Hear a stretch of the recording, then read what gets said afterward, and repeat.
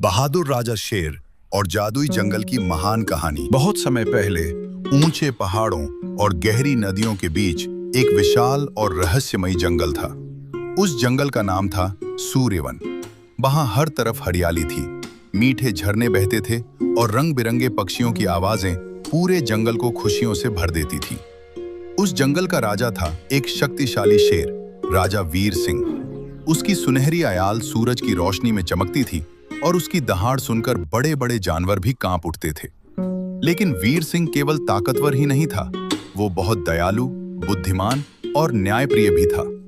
हर सुबह राजा वीर सिंह जंगल का चक्कर लगाता। वो छोटे जानवरों की परेशानियां सुनता, घायल पक्षियों की मदद करता और ये सुनिश्चित करता कि जंगल में कोई भूखा या डरा हुआ न रहे।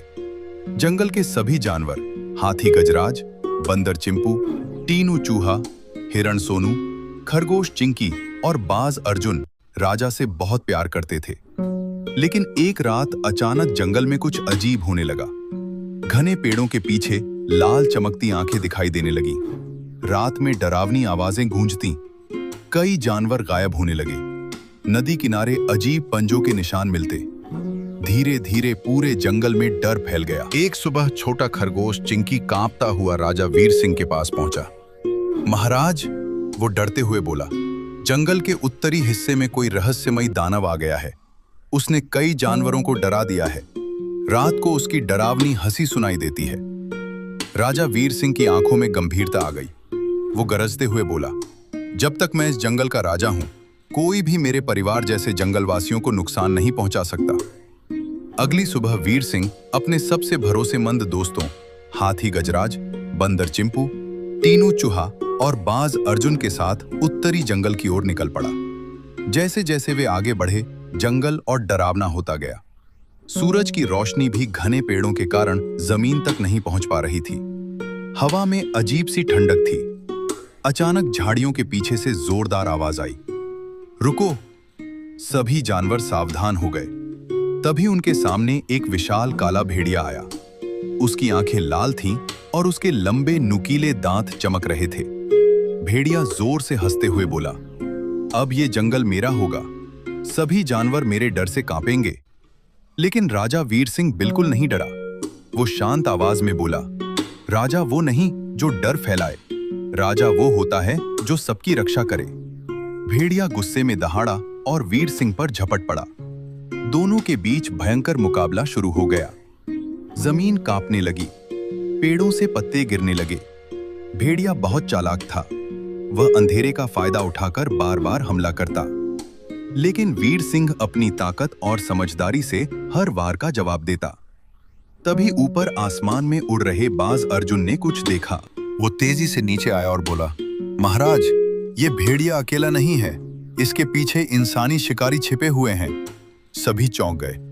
असल में वे शिकारी जंगल के जानवरों को पकड़कर बेचने आए थे। भेड़िया उनके साथ मिलकर जंगल में डर फैला रहा था। राजा वीर सिंह तुरंत समझ गया कि असली खतरा कौन है। उसने जोरदार दहाड़ लगाई। उसकी दहाड़ इतनी शक्तिशाली थी कि पूरा जंगल गूंज उठा। दहाड़ सुनकर जंगल के सभी जानवर एकजुट हो गए। हाथियों ने रास्ता रोक दिया, बंदरों ने पेड़ों से फल और लकड़ियां फेंकी, पक्षियों ने शिकारियों के ऊपर मंडराकर उन्हें डराया। हिरण तेजी से दौड़कर छोटे जानवरों को सुरक्षित जगह पर ले गए। शिकारी घबरा गए और भागने लगे।